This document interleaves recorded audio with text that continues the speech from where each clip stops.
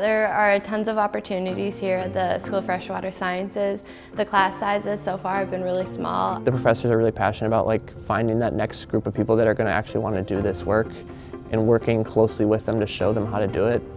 Last summer we were doing a side scanning sonar project for 4 harbors in the Wisconsin coastline to map the substrate at the bottom of the lake to find potential fish habitats. I helped operate the side scanning sonar, and I helped compile the files in Reef Master and Google Earth Pro.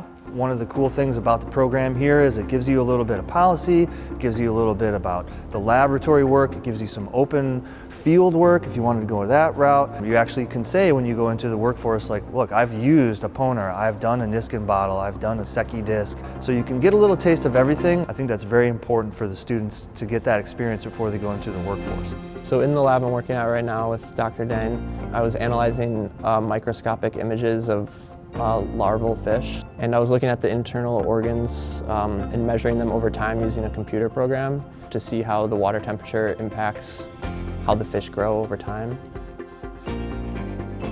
It'll be a really great opportunity for people who will want to get into the Great Lakes research realm, because you'll get that this is how Great Lakes open water research is done. It'll teach people about natural resources and water resources in a way that hasn't really been done before.